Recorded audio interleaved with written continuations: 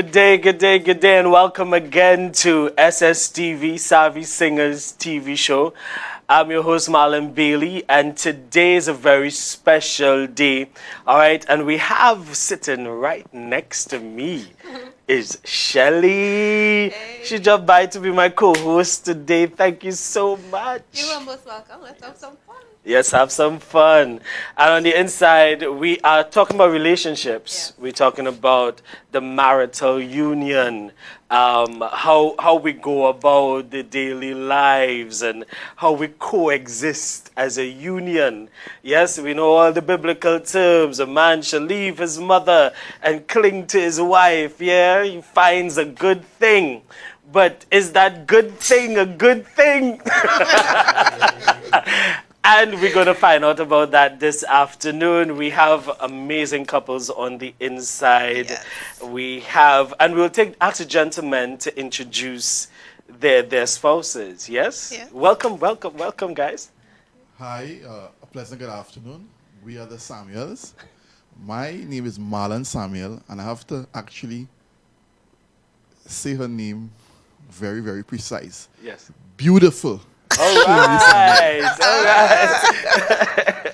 Well, I think Marlon, you kind of beat it there. I'll trump you on that. Right. Because I had a kind of word when we were younger. Beautiful and awesome. Beauty song. Yeah. A beauty song. Gordon Wallace. Hey. welcome, Oh my welcome, God. Thank you welcome. guys for taking time off your schedule to be here with us and to engage our community and our audience, yeah, about that relationship and how we work. Shelly, how you doing? How you doing? I'm good. I'm always excited about these types of conversations. Yes. So today we want to just clarify, when the personalities come together Oh my. and we start to clash, All right. how do we deal with that? Do we make room for each other or do we fight each other? Because what we want to do is to make an intervention to help other couples to avoid separation. Right. And just simply address some of the issues that fester and then get really large that causes some people to exit. So Wow. if we can arrest it before it gets to that point where we dislike each other. And as my husband and I like to say, we used to turn around and say, I defrost thee, I defrost thee, I defrost thee. Defrost. I love it. Because we don't want that word divorce. Yes. All right, so today I am excited to hear, the viewpoints of the couples Yes. with regards to how we deal with those difficult times and, the fun things that we do. We don't have to all be bad because marriage has some beautiful points and we need to highlight those things as well, So we talk about the leave and the cleave, Mm. but we don't talk about leave me alone in peace. After you clean. After he cleans, but he says, my husband, I like to say, opposites attract, and then they irritate, annoy, and aggravate. And that's where we need to make the intervention. So we Right. start to smoothen things out so we Yes. can actually have a beautiful life. Yes. And I think it was yesterday or last week. No, I think it was yesterday. My husband and I were talking about this whole issue, like when we get older in life, we start to exhibit the behavior and treat each other the way we should have treated each other and behaved in the beginning Okay. of the journey. Okay. So let me hear what the other couples have to Yes. say. I'm excited about that. Jump in, guys. Jump in. Well, first and foremost, I had made a declaration to my marriage. Yeah, No matter what, I am not going to get divorced. good. Regardless of whatever the situation is, we are not going to get divorced. All right? I always like to say that to me, right? We don't ever have problems. We have situations. All right. And sometimes we allow these situations to become a problem, right? So I always say that whatever situation that you have, work it out. Work it out. Prayer is the answer. God is the answer. All right? What are some of the ways that you can recommend for couples? Because sometimes when the hormones and the chemicals in our brain starts to go whack, sometimes we lose logic. Yeah. And we forget that this is someone that we love, and then we start to spew bitterness at each other, and in some cases even hate, right? And we lose sight of the fact that this is someone that I want to spend the rest of my life with, and what we are doing is not actually building love, but actually breaking down love, right? So what would be some of the recommendations you would give to persons when they start in that, when we start to butt heads, or when we come up with difficult issues or topics or differences in personality or approaches? When we reach to that point, anyone can answer. What would be some of the recommendations? Yeah, we were having a conversation quite recently, just like you, Shelley, and I think a big word that marriages have to understand is adjust. Yes. Yeah, both persons have to be willing to adjust, and maturity Yes. requires that Yes. adjustment. So, Yeah. first you have to understand the personality Mm. of your spouse, Yeah. and then be willing to make the adjustments. I know sometimes we may grow up a particular way, grow up with a particular personality, but as Marlon mentioned earlier, you live and cleave, so you're going to enter into a new space, and that Correct. requires adjustment. But you have to be mature about it, because the both parties working together for one goal, but it requires maturity. Right. Well, for me, there was a situation my husband and I would have had for many years that caused some discomfort. My personality is a very outgoing, friendly. I like to accommodate. I like to socialize. When I'm in that zone, I'm in that zone. And for years, my husband and I would leave events arguing because I would look at him as being rude because he just wants to just exit without saying goodbye to people, without, doing the little, see you guys, so glad you were here. And he's like, okay, it's time to go. And he wants to go now. But Shellyan won't leave until half an hour after he said it. So now he is getting irritated with me because he said he's ready to go, right? And that caused some serious discomfort between the both of us, right? Eventually, what he did was he made an adjustment. And he said, okay, this woman needs about half an hour before she actually picks up her bag and leaves, or she actually walks out the door. So he would give me like a heads up. So half an hour before he was actually done with this whole thing, all this socializing and events and whatever, he would be done with it half an hour before that. He would say, okay, it's time to go. With the understanding, she is not going now. She has to go and say goodbye to everybody, hug everybody, talk to everybody before she leaves. So I think that was one way that we kind of quench that argument. On the other hand, I became very, very much aware that, okay, he had enough. Let's go. Right. This is now provocation. Right. Right? So how would you all deal, or how do you all deal with situations like that? The differences in the personality and thresholds and stuff like that. Yeah.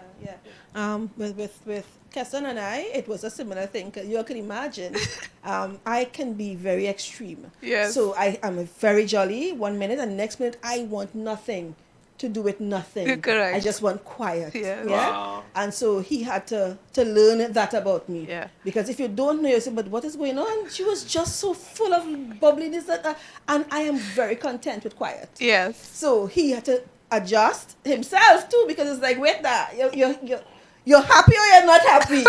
You're good or you ain't good, but both. Yes. Both. And I think it was important for us too, because it made sure that we kept peace in our home. So there wasn't the back and forth and the anger and because I just in one of those places I just need the quiet. Or when especially when I have to perform or sing or speak anywhere, and I mean you go out there and people have to talk with you, or someone to get prayer. Yes. People want to engage you and all of that. I remember in the very early stages of our marriage, it was hard for him. Right. It was hard because you had enough. Yes. For him, it was like, I'm ready to go. That kind of way. And it was hard for me because it's like, babe, I do have to stay back a bit. Yes. And I do have to interact. Yes. Right. So it's not a situation of listen to the music, buy the music, and pump. Yeah. No, I have to have, communication with people and relationship with people. But what I realized too was that I had to pay attention. Yes. So when he really had enough, Right. okay, Jan, Right. let's stop now. Right. So I say, hey, good night, everyone. You all take care. It was so good, Bram, and I go. Yeah. Because I have to be considerate of him Right. as well. That's right. So I love think that helped a lot. I love how she brought that in, and even when you were speaking, Shelley, and you spoke about that, because I was sitting here and I'm listening, and then the adjustments. It's both parties. And even though there's a leeway to one, all right, to do what they have to do, you mentioned it, and Ayana spoke about it, about understanding, okay, well, my half an hour is a half an hour, right? I cannot, make it an hour and a half. You understand? Because sometimes people could take you down that road and you just keep going and going. But you, the other spouse, also have to be mindful that, okay, he just had enough, so now let's make an exit. And I love how you both brought that part out, because I think sometimes we can be selfish. Yeah. Especially when you are the main person in that particular event, or the minister, or in Uncle Richard's, but when he's out there speaking, he's like, well, this is my show now, so you just allow me. So bringing that, the two parts and the balance is very, very important. Very important. The other thing that we have to also keep in mind is that sometimes as couples, we allow little things to pile up. Yes. And then, for me, I had to pay attention to myself, because many times I would blow up. Right. And he would be like, well, that didn't deserve that response. But it wasn't really about that particular thing, It was about all the things, Over a period of all time. the other things that were piling up, that probably I was doing in silence, but very irritated by it. So it would have been like 10 things or 15 things. So by the time you hit that one little thing that might have been a simple thing, like put something in the wrong place, when I blew up, I was actually venting about the 100 things that I wasn't speaking about. So Shelley, how do you deal with things like, or do you even have to deal with things like that? Because I had to really put some work in with that.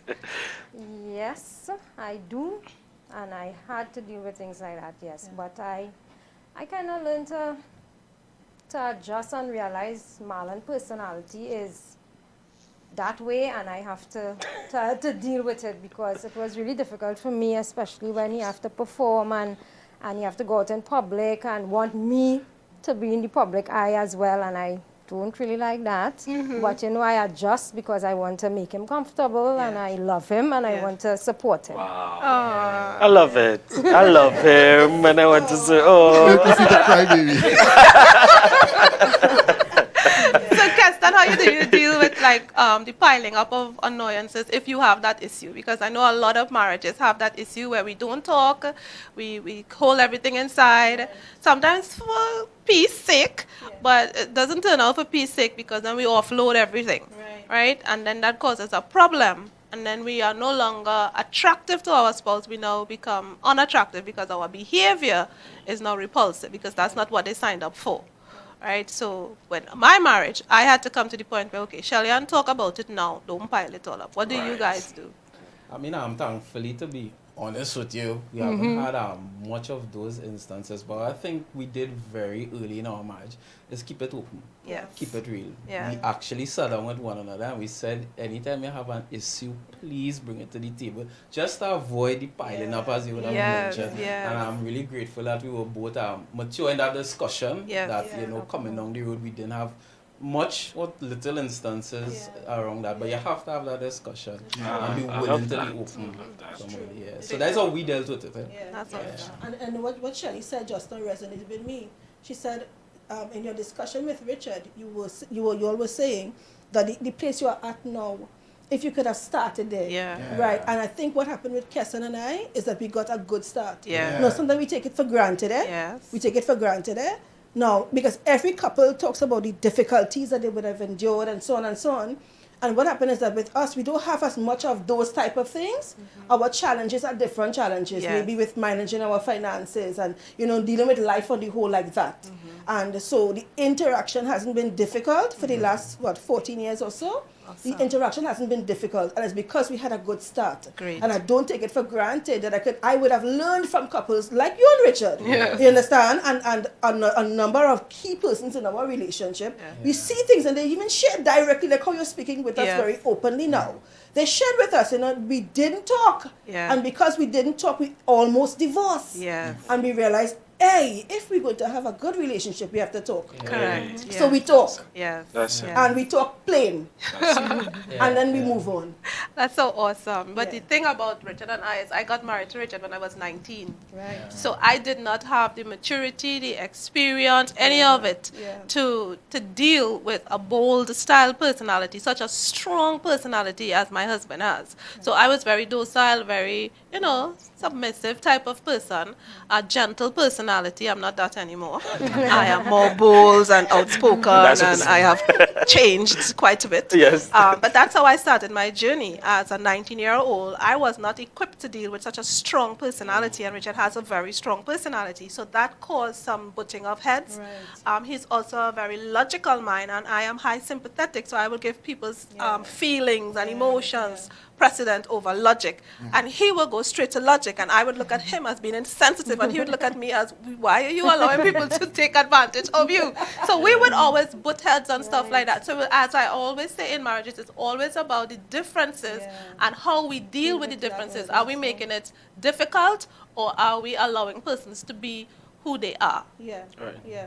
So what are some of the things that you would use or instruct to because as you grow into the couples, into the relationship, and you are identifying these things that you're butting, and I like how you said the personalities are way different, and the way that I see something and opposed to how you see it, and then we argue, what are some of the things that helped you guys come to this place of understanding? Okay, cool, that's the way she is. I can give my view on it, but I have to be mindful of how I'm doing it.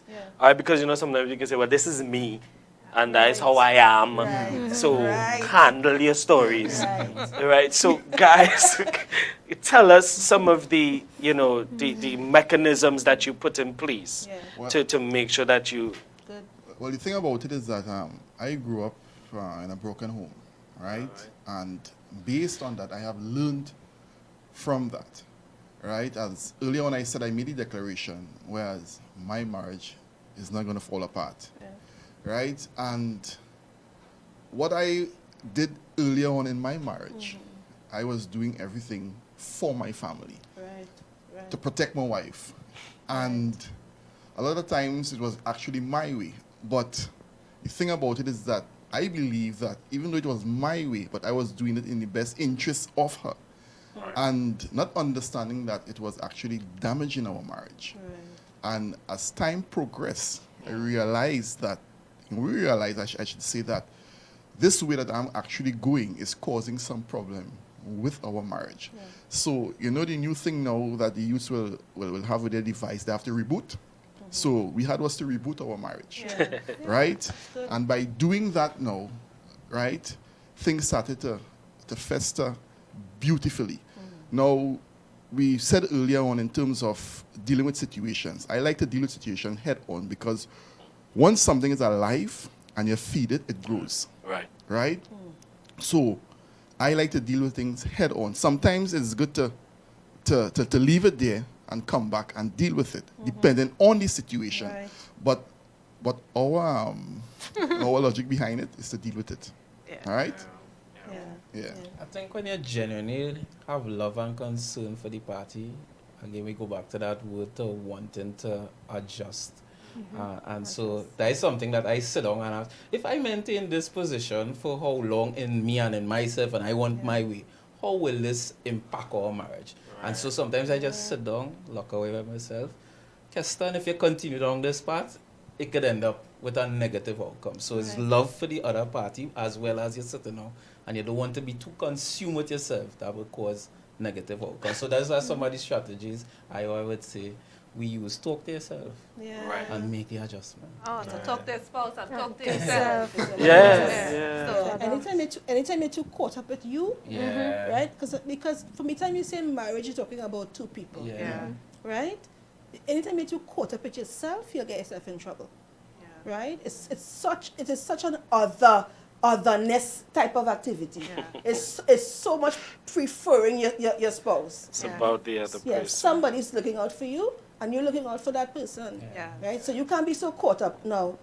You're just set in your ways. You know something a certain way. My mother used to do it to my grandmother, used to do it to me. Right. So I doing it too. No, Yes, no. No, anybody got time for that. You want your marriage to work. You don't want to just pile up the years and there's no joy. Yeah. You want it to work. Yeah. You want to be happy with each other. So have those candid conversations. Yeah. And he's right with yourself and Correct. with your spouse. You know, you sit down in a corner, you realize you were wrong. Humble yourself, apologize, and move on. Don't be stupid.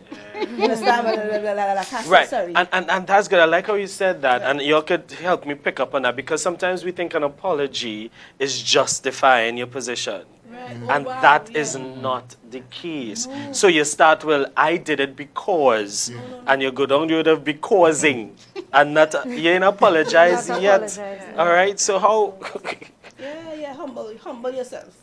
It's not about you alone, right? Get over yourself and appreciate that you're in a marriage. And the truth is this, at the end of the day, an apology to this person that you love, it speaks volume. Yes. It speaks volume. Yeah. So you do something stupid. I remember just recently, was it yesterday? I think it was yesterday. We had a little discussion about something, boy. I can't remember exactly what the issue was. And I remember I was in the bathroom. I walked away. I was in the bathroom. I said, down. I said, Jan, you know you need to apologize, right? Oh, yes. I don't remember what it is. And that's stupid, is it? So we were in the kitchen. And when we were in the kitchen, you know, but he's as usual, always no problem with apologizing. And the same here. So when the issue happened, we sat down. We started up in the kitchen and he said, God, Jan, I'm sorry, yeah? And I said, yeah, I'm sorry too.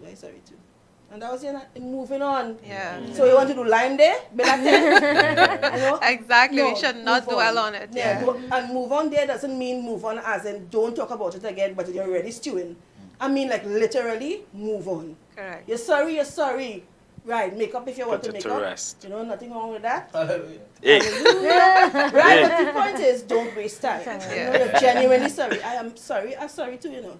Yeah. God. That's powerful. And then you move Yeah. on. And also recognizing when you can't come to a resolution within that moment. You know, like Richard and I have trigger words. He Good. would walk away. Or I would say things like the conditions for success is not right. Because, you know, we're not in a place where we could come to some kind of calm resolution. So, Right. but these things happen over time. Yeah. You know, over time. And I Yeah. think that if we put the relationship above our Yeah. ego sometimes, we Good. will do better as a couple. That's good. You know, we should not emotionally abandon each other, you know, isolate, disrespect, you know, take care of each other, be around each other, as, you know, Richard, and I think we almost close to closing off time, but, you know, one of the things that Richard and I would have worked on really well is allowing each other to be who they are and operate in their power, in their personal space. Yes. So he is an international business consultant. When he gets in his space, if I am there to support him, he is the focal point. I'm not going to try to upstage him. And as many people would have noticed, when we in PRVM, anything concerning my businesses and he is supporting me, I'm the boss and he's supporting me. Either he's supporting me technically or he's supporting me as a husband. And he never oversteps or try to upstage me in my space. Things of that nature as well. So we both can be great in our space without diminishing each other. Wow. So when we come together in individual spaces, what we actually do is make each other stronger, more powerful, more efficient, more Powerful. impacting. Yes. Right? So we just need to find the areas that we can support each other, Yes. identify the areas where we irritate, aggravate, and annoy each other, and make an intervention, you know?